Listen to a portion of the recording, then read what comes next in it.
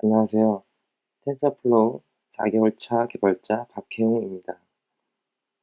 시즌 1에 이어서 시즌 2에서도 보다 재밌는 내용으로 여러분께 다가가려고 합니다. 이번은 시즌 2의 첫 번째 시간인데요. 오늘은 자연어 처리를 완전히 잊고요. 좀 더 본질적인 딥러닝에 대한 문제에 대해서 한번 생각해 보려고 합니다. 어떤 거냐면 딥러닝이 과연 수학 함수를 학습할 수 있는지에 대한 것인데요. 수학 함수 중에서 오늘 다룰 것은 덧셈, 평균, 곱셈에 대한 것입니다. 그 중에서 우선 곱셈에 대해서 가장 중점적으로 다뤄볼 건데요. 왜냐하면 세 함수 중에서 곱셈이 가장 학습하기 어렵기 때문입니다. 오늘 접근할 방식은 클래시피케이션이 아니라 리그레션입니다. 그래서 우리가 만약에 y햇을 얻은 다음에 실제 레이블인 y와 비교할 때요.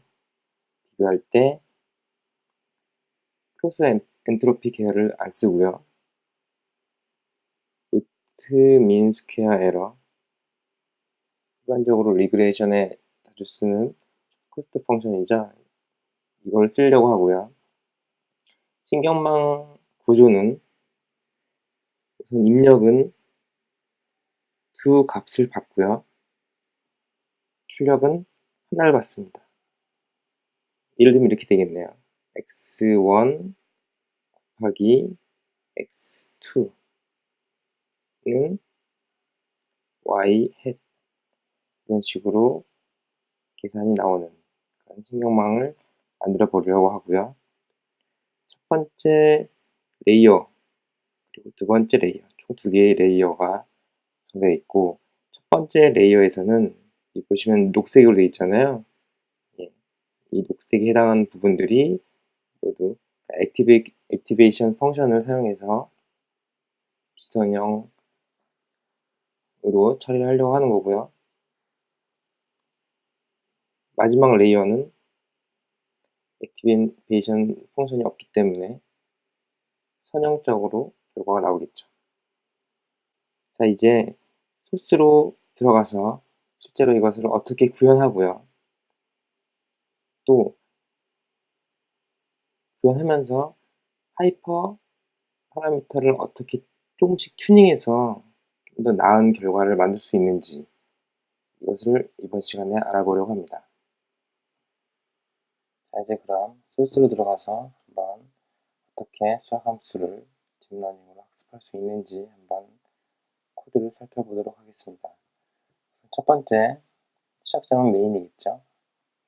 메인에서 시작하고요. 그 다음 이 두 줄은 그 텐서플로우에서 로그를 너무 많이 찍어주잖아요. 그래서 그거를 에러만, 로그 레벨이 에러 이상인 것만 찍어주도록 설정하는 줄입니다. 이제 여기부터가 진짜 시작인데요. 멀티플라이라는 것은 곱셈에 대해서 데이터 생성을 해준 함수인데요. 모양을 보시면 x 데이터를 입력받아서 y를 생성해주는 모양이고요. 이것을 이렇게 대체로 받아서 쓰는 이유는 만약에 이렇게 이런 식으로 또는 이런 식으로 해주면 실제로 코드를 다른 것을 안 고치고 이 부분만 고쳐서 다른 함수들을 학습할 수 있기 때문입니다. 여기서 보시면 피처즈가 두 개로 되어 있는데요. 이거는 x1, x2 두 개를 받기 때문이고요. 클래스 개수는 한 개로 되어 있는데 이거는 y 값이 하나이기 때문입니다. 사실 이건 리그레이션이기 때문에 클래스라고 볼 수는 없죠. y 햇이죠. 그리고 그 다음에는 저희가 그 입력할 값들, x1, x2에 대한 건데 이 값들의 범위를 설정해 줘야 되는데요. 이렇게 설정해 주면 마이너스 99부터 100까지가 아니고요. 마이너스 99부터 99까지의 숫자들, 정수들을 찍어주겠죠. 한번 찍어볼까요?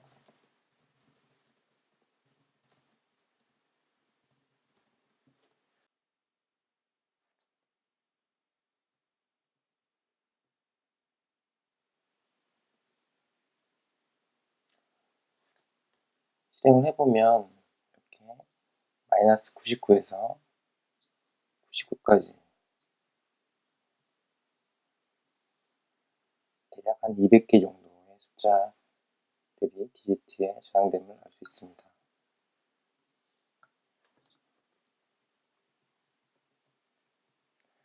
를 보시면요.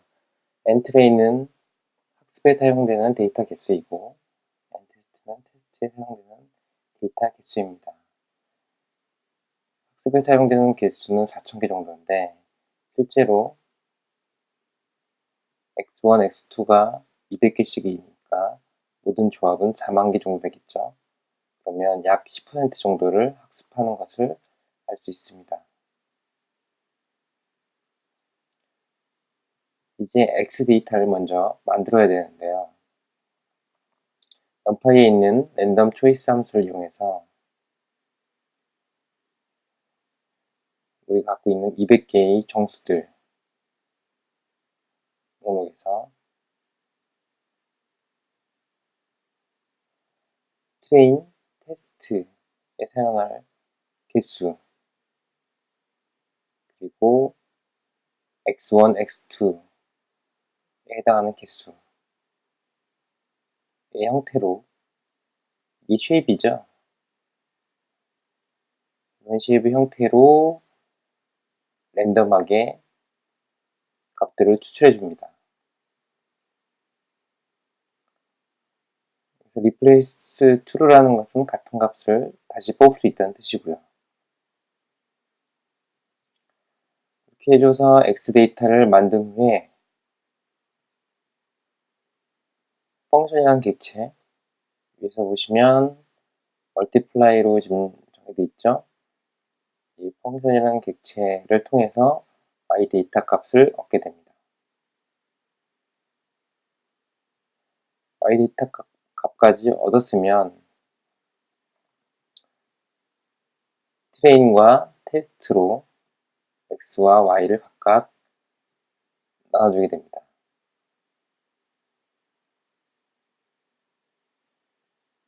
여기서 각각 나눠주고 실제로 x, y 데이터가 어떻게 생성되는지 한번 보도록 하죠.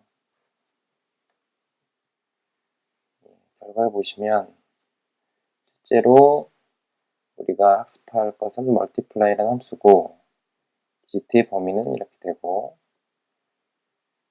학습에 사용되는 x값 총 4000개의 데이터인데 피처가 2개이기 때문에 x1, x2로 2개죠. 때문에 2가 되는 거고요. 그 중에 일부만 찍었을 때의 모양입니다. 5개만 찍었네요. y도 마찬가지로 x의 데이터 개수와 똑같아야겠죠. 그런데 값은 하나니까 1로 되어 있고요. y이시죠. 이게 똑같이 찍어봤습니다. 위에서 보시면 47 곱하기 74가 3478로 결과가 나옴을 알 수 있고요. 테스트도 마찬가지로 100개짜리 데이터를 생성했습니다. 여기서 X 데이터에서 Y 데이터를 생성하는 요 multiply라는 함수를 한번 살펴보면요. numpy에 있는 product 연산하는 함수를 이용해서 각각의 x1, x2에 대해서 곱셈을 해줘서 y 값을 얻게 됩니다.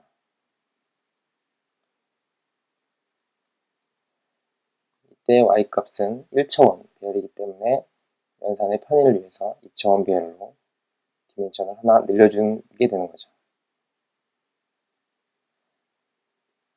그럼 왜 프로덕트 연산을 했느냐? 실제로 프로덕트 연산을 하지 않고 단순하게 곱셈 연산을 해도 됩니다. 하지만 여기 같은 경우에는 지금 x 값이 x1, x2 두 개죠. 근데 만약에 x1, x2, x3 이렇게 늘어나게 된다면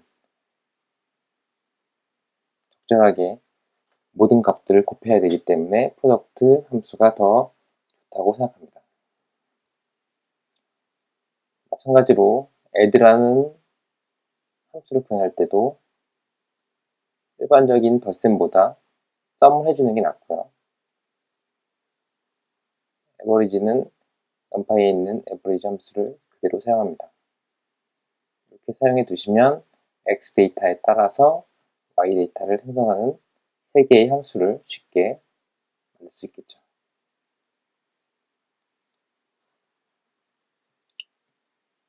다시 돌아가서 이제 데이터 생성을 모두 마쳤기 때문에 실제 학습을 하기 위해서 몇 가지 변수들을 설정해 줘야 되는데요. 이 부분은 트레인을 하면서 중간중간 밸리데이션을 하잖아요. 그때 그 밸리데이션 하는 간격을 말합니다. 0.5라고 하는 것은 0.5초를 의미하는 거고요. 보통 일반적인 예제들에서는 에포크 몇 개당 한 번 밸리데이션을 하는 경우가 많은데요. 예를 들면 트레인 10번 한 후에 밸리데이션 한 번 한다, 100번 한 후에 한 번 한다, 이런 정도인데, 저 같은 경우에는 시간으로 하는 게 더 관리가 더 편한 것 같아서 이렇게 사용하고 있습니다. 이 부분은 실제로 웨이트와 바이어스를 초기화 해줘야 되는데요. 그때 바이어스에 대해서 초기화 해줄 값을 말합니다. 0으로 해줄 수도 있을 것이고, 또는 랜덤하게 마이너스 1에서 1 사이로 해줄 수도 있겠죠. 이 부분은 만약에 코스트가 0.1보다 작게 나온다면 트레인을 더 하지 말고 일찍 멈추는 기능을 하게 됩니다. 자, 이제 학습에 실제 사용되는 하이퍼 파라미터들에 대한 설정인데요. 우선 무난하게 사용할 수 있는 아담 옵티마이저로 한번 시작을 해볼까 합니다. 그리고 액티베이션은 시그모이드, 그리고 웨이트 초기 값으로는 가장 기초적인 거죠. 랜덤, 노멀 이니셜라이저를 사용할 거고요. 신경망에서 히든 노드 개수는 이렇게 10개. 그 다음에 아담 옵티마이저가 사용할 러닝 레이트는 0.1. 그 다음에 총 학습 시간은 1초로 잡아보겠습니다. 지금 이 부분들은요, 한번 수행한 후에 다시 보여드릴 거고요. 어떻게 하이퍼 파라미터들을 튜닝하게 되는지 한 단계마다 다음에 보여드릴 겁니다. 그리고 여기서 한번 먼저 멈추고 여기까지 나온 결과 한번 찍어 보겠습니다. 이 밑에를 보시면 처음에 x1, x2 두 개의 입력이 들어와서 히든 노드 10개짜리 레이어를 한번 거치고요. 그 다음에 액티베이션으로 시그모이드를 사용하고 다시 10개짜리 레이어를 거쳐서 y 해시 형성되는 것을 알 수 있습니다. 그리고 우리가 사용했던 이니셜라이저, 러닝 레이트, 총 학습 시간을 찍어주고 있습니다.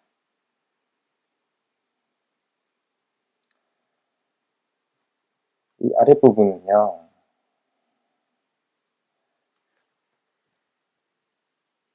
학습을 할 때 한 번만 학습해서 결과를 얻으면 그 결과가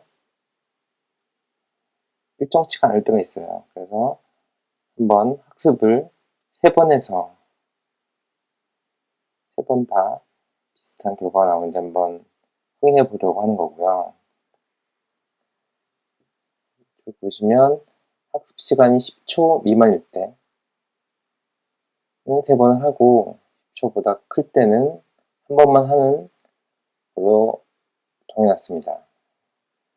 지금 여기서는 저희가 하이퍼 파라미터를 완벽히 튜닝하기 전에는 10초 미만으로 해서 한번 3번씩 학습해서 결과를 비교할 거고, 최종적으로 하이퍼 파라미터 튜닝이 어느 정도 된 후에는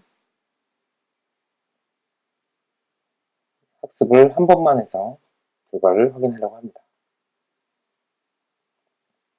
자, 초반에는 이렇게 3번 루프를 돌면서 학습을 하려고 하고요. 이 슬립을 1초 하는 것은 그냥 단순히 중간중간 3번 학습 결과가 나오는데 잠깐씩 멈춰서 화면을 보려고 하는 것 뿐이고요.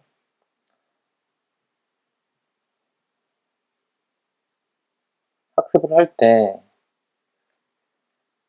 완벽히 새로 학습하는 결과를 얻으려면 그래프 안에 있는 스택들을 모두 클리어해 줘야 됩니다. 무슨 뜻이냐면 텐서플로우에서 학습이 진행된 후에는 그 각각의 학습 결과를 그래프 안에 저장하고 있어요. 그래서 새로운 학습이 이루어질 때는 그걸 완전히 지워주는 게 확실하게 학습을 결과를 확인하는 방법이겠죠. 이거 같은 경우엔 아무 숫자나 입력해서요. 텐서플로우에서 랜덤하게 값들을 생성할 때 시드 값을 사용하는데 그것을 강제로 지정해 줄 수 있습니다. 이렇게 지정해 주면 일정한 결과가 나오는데 도움이 되겠죠. 그런데 사실 제 예상은 완벽히 일정한 결과가 나오는 것이었는데 제가 아직 초보라서 그런지 이것저것 값을 바꿔봤지만 set 랜덤 시드 텐서플로우에 대한 요 함수도 사용해보고 넘파에 대한 시드를 세팅해주는 함수도 사용해봤는데 완벽히 일정한 결과는 안 나오더라고요. 그거는 한번 좀 이따 결과를 보시면 알 것 같고요. 이 부분은 스코프를 정해주는데요.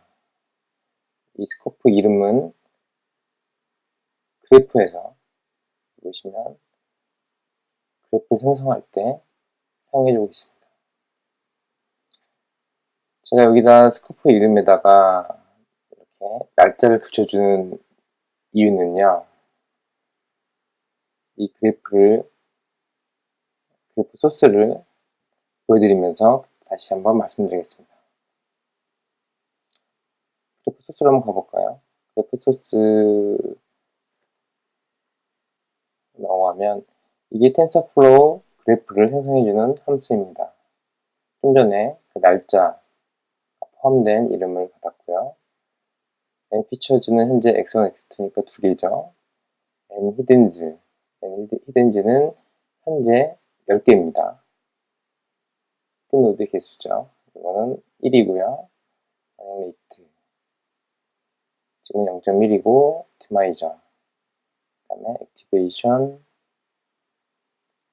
아까 시그모이드였죠. 그 다음에 이니셜라이저 웨이드에 대한 거, 바이어스에 대한 거 두 개가 있네요. 왜 이렇게 그래프 생성 함수에 여러 가지 파라미터들을 모두 넣었냐 하면요. 이렇게 만들어줘야겠지만 파라미터만 바꿔줘서 그래프 안에 포함된 모든 하이퍼 파라미터를 컨트롤할 수 있기 때문입니다. 자, 이제 그래프 생성 루틴을 가보면요. XY 플레이스홀더로 일반적인 방식이죠. 요 노는 배치 사이즈를 의미하고요. 첫 번째 레이어, 또 두 번째 레이어가 있네요. 보시면 with initializer 라는 변수가 있는데 이것은 이렇게 실제로 파라미터로 넘어온 함수를 호출해 주는 겁니다.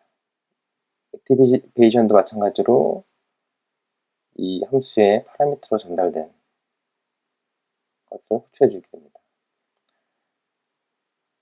이미 잘 아시겠지만 마지막 레이어에서는 액티베이션을 안 해주는 게 일반적인 방법이고요.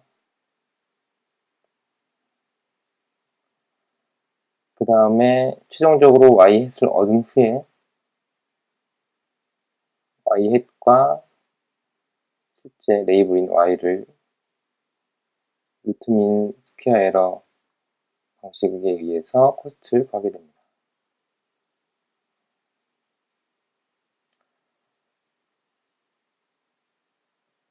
이 부분도 옵티마이저 파라미터로 들어온 거를 호출해 줌으로써 실행하고요. 그 다음에 미니마이즈 해줌으로써 실제로 백프로포게이션에 의해서 학습이 진행되게 됩니다. 여기서 보시면 코스트라는 변수가 있고요. 밑에 보시면 루트민 스퀘어 에러라는 변수가 따로 있는데요. 왜 이렇게 있냐면 코스트는 컴백스한 형태로 이루어져야지만 학습을 할 수 있기 때문에 따라서 2차원이 돼야 되고요. 이 코스트를 직접 찍어주면 실제 오차와 비교하는데 좀 어려움이 있겠죠. 그래서 실제 오차에 가깝게 해주려면 루트를 씌워서 확인해 줘야 됩니다. 그래서 두 개를 각각 따로 유지하시면 코스트는 학습할 때 사용하는 거고 이 변수는 실제 오차가 얼마큼 나을지에 대해서 추정해 보기 위해서 사용할 수 있겠죠. 마지막으로 아까 날짜 붙여서 넘어온 스코프 네임을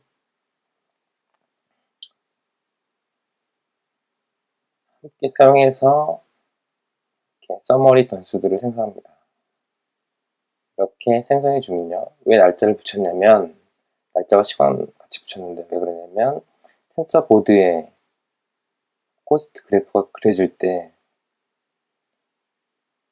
날짜를 붙여주지 않으면 한 그래프에 모두 섞여서 그려져요. 모두 섞여서 그려지면 구분이 안 되겠죠. 그래서 이렇게 학습을 실행할 때마다 새로운 그래프로 그리기 위해서 이렇게 날짜 붙여준 이름을 사용하게 됩니다. 이 같은 경우에는 보통 머지 오를 많이 사용하는데 저 같은 경우엔 거지로 사용해서 그냥 내가 원하는 값만 넣어주는 것이 더 깔끔한 것 같아요. 머지 올 하면 제가 관심이 없는 값까지도 같이 텐서보드에 그려질 수 있기 때문이죠.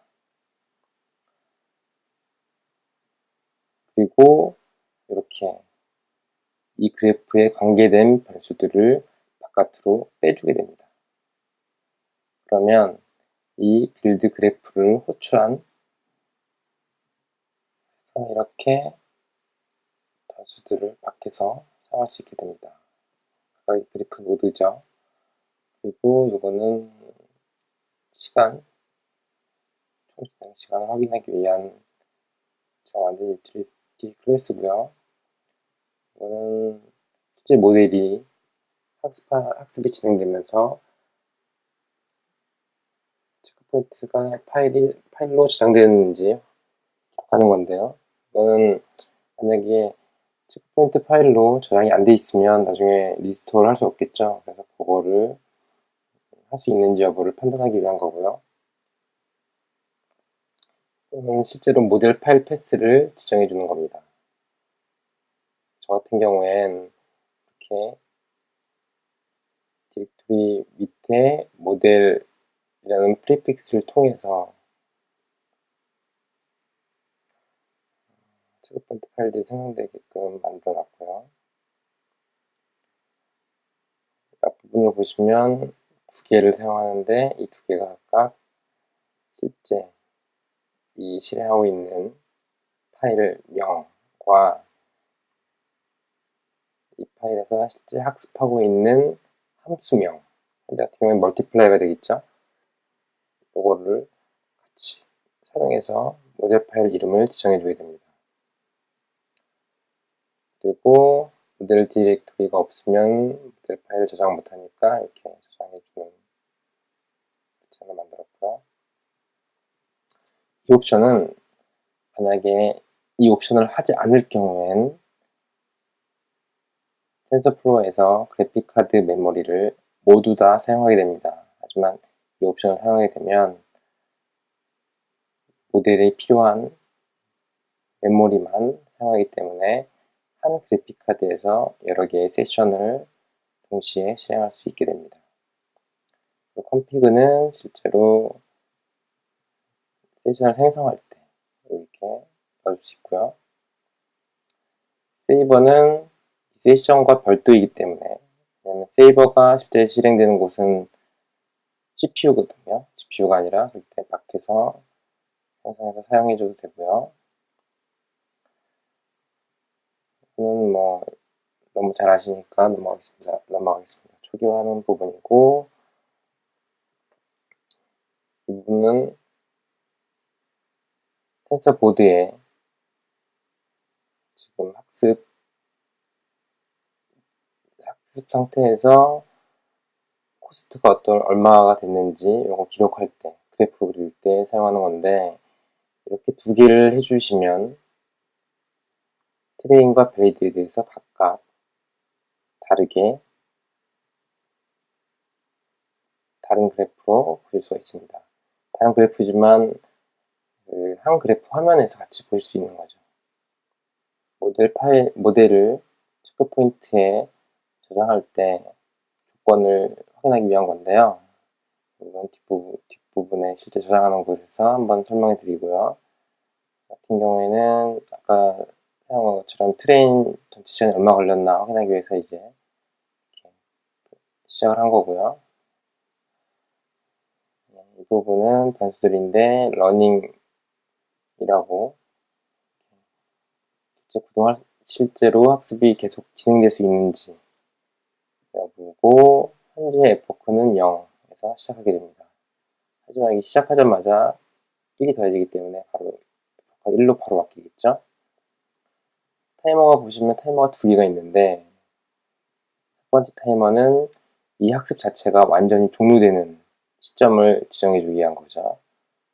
트레인 타임 학습 시간에 따라서 이 타이머가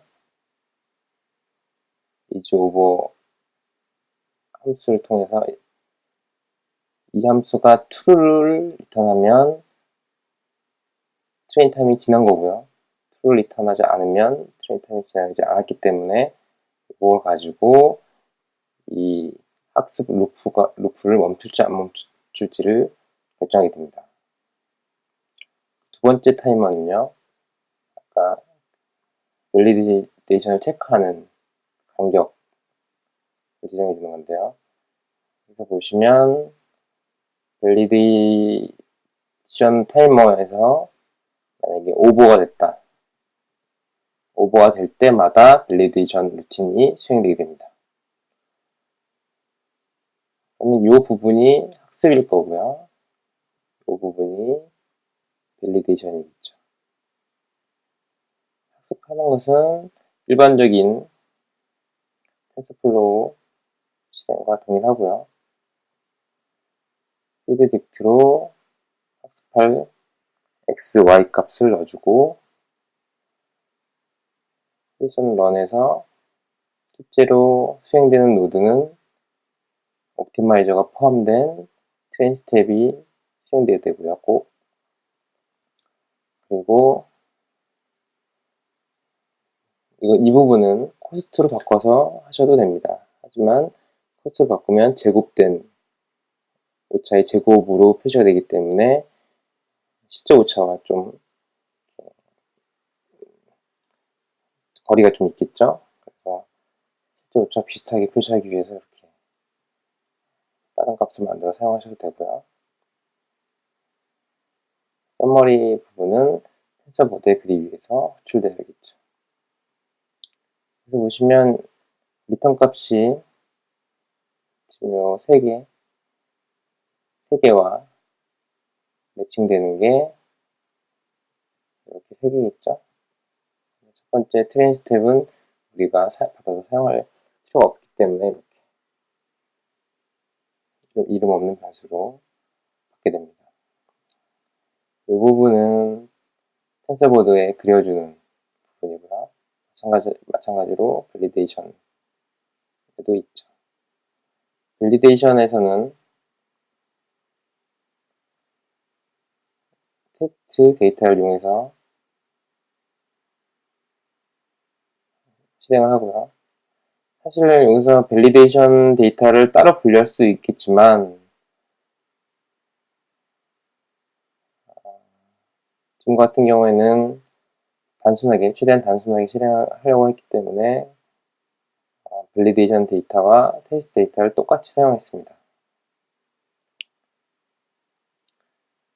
이 부분은 그러니까 밸리데이션 했을 때의 코스트를 확인하기 위한 건데 주의하셔야 될 거는 트레인 할 때는 트레인 스텝을 실행하지만 밸리데이션 할 때는 트레인 스텝을 실행하시면 안 됩니다.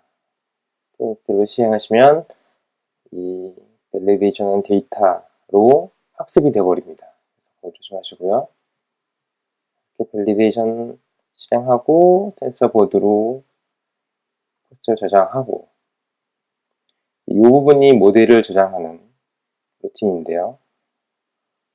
보시면 지금까지의 제일 낮았던 코스트보다 밸리데이션 코스트가 더 작으면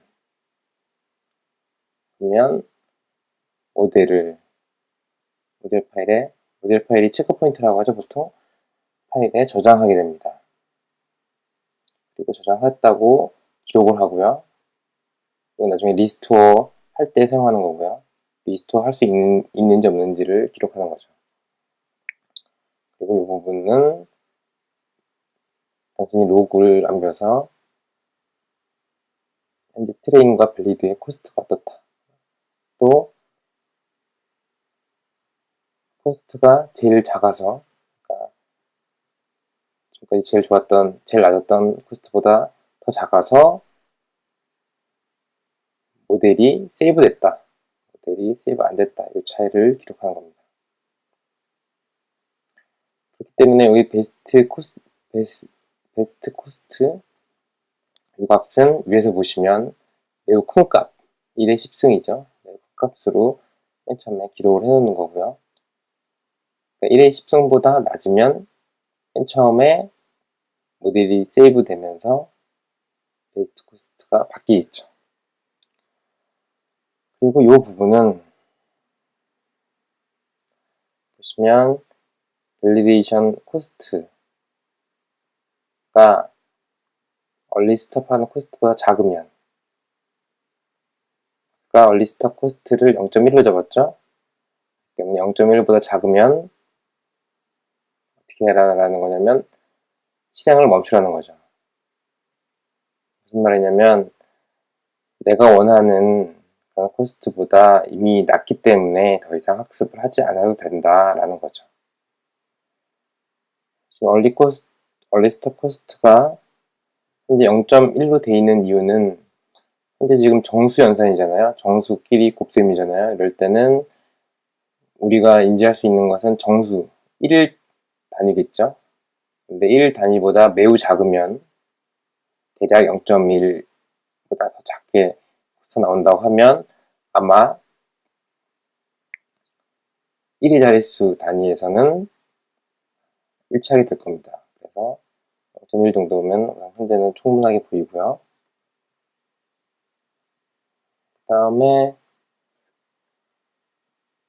밸리데이션 코스트가 내가 설정한 맥스 코스트보다 크거나,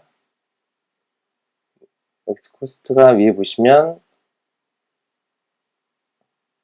1의 10승이죠. 1의 10승이죠. 이거보다 크다라는 것은 아주 크다라는 거죠. 또는 밸리데이션 하는 코스트가 난이 나오면, 이거는 not a number죠. 숫자가 아닌 거죠. 이렇게 나오면 학습을 하지 마라 라는 거죠. 이 뒷부분은 뭐냐면 더 이상 학습을 해도 제대로 학습되기 어려운 경우, 그러니까 포기하는 거죠. 지지치는 거죠. 그냥 이런 경우에도 그냥 학습을 중간에 종료하는 것이 나을 수 있습니다. 빨리 하이퍼 파라미터를 바꿔서, 모델을 바꿔서 다시 돌려봐야겠죠. 이럴 경우에는 밤새도록 돌리지 말고 빨리 끊고 결과 잘 나왔는지 확인할 수 있겠죠. 이렇게 해서 트레인이 다 끝나면 얼마나 시간이 걸렸나 기록을 하고요. 여기서 보시면 모델 파일이 세이브 됐나 확인을 하고, 그리고 실제 모델 파일이 존재하는지 확인을 해서 그 모델 파일을 리스토어하게 됩니다. 리스토어하는 이유는 당연히 테스트를 하기 위한 거죠. 테스트를 하기 위한 거고, 테스트를 해서 테스트할 때는 코스트도 확인할 필요가 있을 거고요. 실제로 예측했던 값도 필요하겠죠. 왜냐면 예측했던 값하고 실제 값하고 얼마큼 다른지도 봐야 되잖아요. 그래서 값을 넣어서 IS로 받고 테스트 결과에 대해서 좀 밸리데이션보다 좀 더 자세히 찍어주게 됩니다. 이 부분은 테스트에 대한 코스트를 찍어주는 거였고, 밑에 이 부분이 보시면 레이블에 해당되는 값과 예측값, predict라고도 하죠. y에 해당되는 값 같이 찍어줘서 확인해 주게 됩니다. 이때 x, 실제 어떤 값들이 곱해졌는지까지 넣어주면 더 확인하기 쉽겠죠. 여기서는 그 테스트 데이터가 현재 지금 100개잖아요. 좀 많으니까 좀 적게 찍어주려고 이렇게 미남수를 사용했고요. 마찬가지로 와치를 써서 스타트 스톱을 함으로써 테스트 수행 시간까지도 기록했습니다. 이 부분은 저렇게 와치로 스타트 스톱 했던 구간들, 여기 테스트 부분, 그다음에 트레인 부분, 트레인 어디까지죠? 트레인이 여기까지네요. 했던 부분들에 대해서 실제로 요약해서 출력해 주게 됩니다. 그리고 이거는 오류가 혹시 발생했으면 스택 트레이스를 찍어주게 되는 거고요. 그러면 이제 우선 기본 값 된 상태에서 한번 실행을 해보겠습니다. 현재 하이퍼 파라미터는 이렇게 되어 있고요.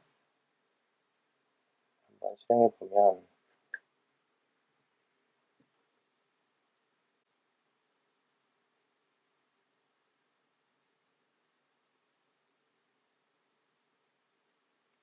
모두 3번 실행되어 있죠. 3번 실행하게 되면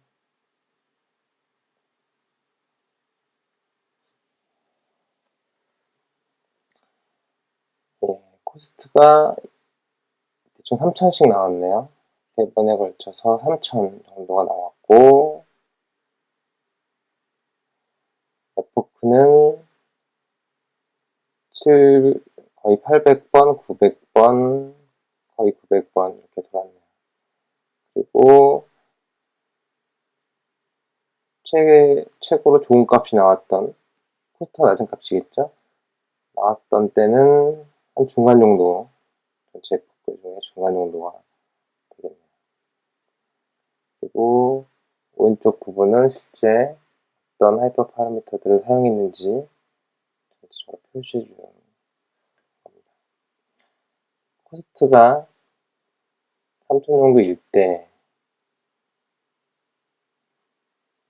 값들은 어떻게 되냐면 이렇게 마이너스 120인데 173을 예측했어요. 말도 안 되죠. 부호 자체가 다르죠. 학습 제대로 안 된 거죠. 이건 된 거고, 밑에도 보시면 레이블이 마이너스 500대인데 양수가 또 나왔죠. 현재는 이게 완전히 학습 잘 안 된 걸로 알 수 있고요. 코스트 3000 정도죠. 여기 보시면 3000 정도의 코스트를 갖고 있고, 민스퀘어 에러죠. 그리고 이제 하나씩 바꿔보겠습니다. 현재 3000 정도까지는 현재 나왔고, 그 다음 할 거는 여기 보시면 액티베이션 펑션을 먼저 한번 바꿔볼게요. 액티베이션 펑션을 먼저 바꿔서 어떤 결과가 나오는지, 결과가 어떻게 바뀌어지는지 한번 비교해 보겠습니다.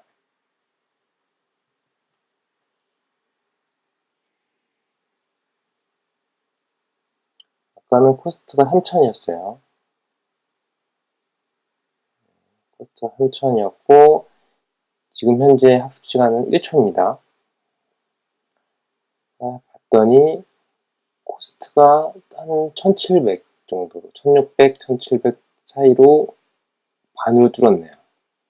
액티베이션 펑션 하나만 바꿨는데 코스트가 팍 줄었어요. 분명히 이거는 영향이 있다는 거죠. 그리고 그 다음에는 웨이트 초기화도 랜덤 노멀에서 트렁케이티드 노멀로 한번 바꿔보겠습니다.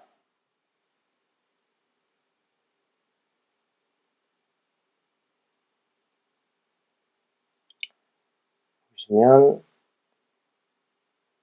좀 전에 한 1600, 1700이었는데 바로 거의 700 정도로 줄었네요. 많이 준 거죠. 따라서 액티베이션도 중요하고 웨이트도 초기화하는 것이 어떻게 초기화하느냐에 따라서 결과가 완전히 달라지는 것을 알 수 있습니다. 아까 히든이 10개였잖아요. 히든의 개수는 사람으로 따지면 뇌에 해당하기 때문에 히든이 10개라는 건 뇌가 굉장히 작다는 얘기죠.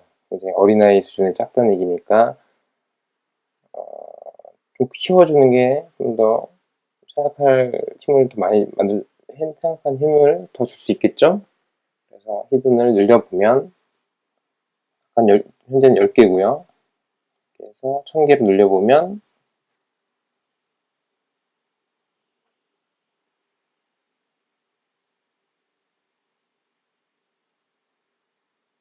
예, 조금이지만 약간이나마 줄었습니다. 아까 600하고 700 사이였는데 600하고 500 후반으로 약간 줄었네요. 히든도 늘려줌으로써 좀 더 학습을 잘하는 것을 알 수 있고요. 그 다음에 러닝레이트가 아까 0.1이었죠. 근데 0.1은 사실 러닝레이트 중에서는 굉장히 큰 값이거든요. 네, 보통 10의-3승에서 10의-4승 정도를 사용하는데 줄여주면 이건 지금 8점 리모트이기 때문에 리모트 실행이 잘 안 됐을 때 이렇게 나올 수 있고요.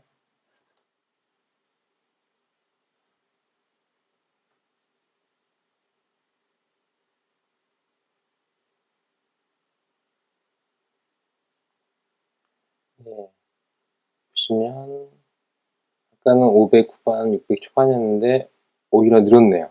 700 정도로 좀 늘었네요. 그런데 주의 깊게 보실 게 뭐냐면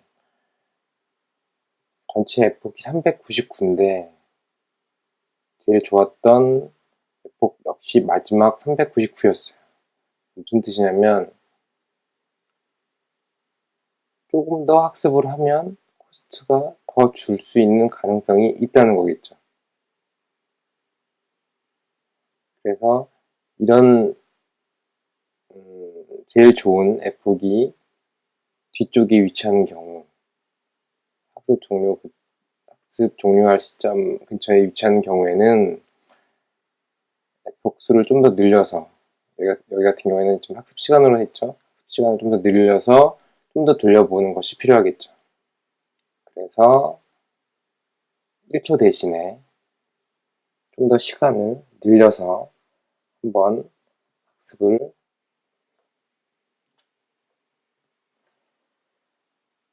지금 학습되는 과정을 보고 계신데요. 보시면 리드가 596에서부터 점점 낮아지는 것을 보고 계시고요. 다음에 같은 경우에는 지금 트레인보다 밸리드 코스트가 낮은데요. 일반적으로는 원래 밸리드 코스트가 더 높은 게 정상이죠. 그런데 이렇게 데이터 개수가 밸리데이션 하는 데이터 개수가 적을 때는 이런 현상도 일어날 수 있으니까 참고하시고요. 그 다음에 오른쪽에 이렇게 모델 세이브 된다는 거 이렇게 표시해 주면 좀 더 제대로 코스트가 줄고 있는지 확인하기 편하겠죠. 중간에 부분은 코스트가 안 줄었다가 다시 줄어드는 모습을 이렇게 확인하실 수 있고요.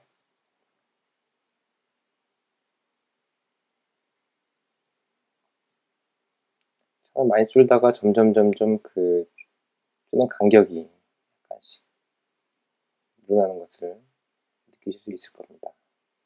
그리고 이렇게 4였다가 갑자기 10으로 튀는 이런 현상이 있어요. 이런 현상이 있더라도 놀라지 마시고요. 전반적으로 줄고 있는지만 관찰하시면 됩니다. 여기도 갑자기 8로 이렇게 튀는 경우가 있죠.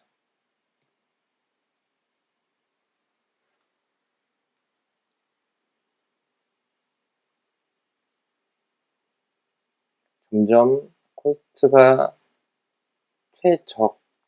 최적 코스트가 나오는 경우가 줄고 있죠.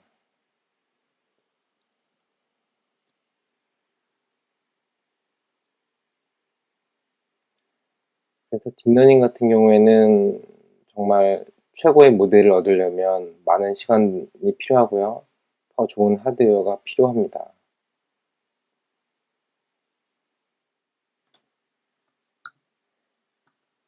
자, 이제 학습이 끝났네요. 보시면 최종적인 테스트 코스트는 2 나왔고요. 그 다음에 전체 토크 중에서 이때 가장 최고의 값이 있었네요. 이때니까 요때 세이브한 거고 이거를 리스토어에서 테스트하게 된 거죠. 이때 사용했던 하이퍼 파라미터들이 표시되어 있고요. 실제 예측 결과가 어떤지 한번 볼까요? 레이블이 1531대 1530.1 반올림을 하면 정답이 되겠죠. 또 레이블이 4988 마찬가지로 4989인데 이건 반올림을 해도 1의 오차가 생기네요. 이 같은 경우에는 2의 오차가 생길 것 같고요. 이 같은 경우에도 2 같은 경우에도 2가 생길 것 같네요. 오차가. 그래서 평균적으로는 코스트가 오차가 이 정도 생기는 그런 모델이 완성되었습니다. 이 부분에서 러닝 렛이나 아니면 다른 하이퍼 파라미터들을 좀씩 고치시면 더 좋은 모델을 얻으실 수 있고요. 그리고 저기 있는 하이퍼 파라미터 외에도 조금 더 코스트를 줄일 수 있는 방법이 있는데요. 힌트만 드리면 우선 디케이, 러닝에 대한 디케이 조절하는 부분을 추가하시면 아마도 좀 더 나은 모델을 얻으실 수 있겠습니다. 이 부분 한번 직접 해보시고요. 제가 이번 발표를 통해서 여러분에게 말씀드리고 싶은 것은 다이너 처리를 직접 하려면 딥러닝으로 학습하고 하는 것을 만들려면 좀 복잡하잖아요. 그러니까 좀 더 쉬운 부분으로 지금 이렇게 멀티플라이가 어렵다고 하면 애드 덧셈 같은 경우에는 아마 더 쉬울 거예요. 그런 부분부터 먼저 하이퍼 파라미터 튜닝하는 것을 연습해 보시면 아마 더 복잡한 모델에서도 그 노하우를 살려서 좀 더 쉽게 최적화하실 수 있을 겁니다. 이번 발표는 여기까지입니다. 감사합니다.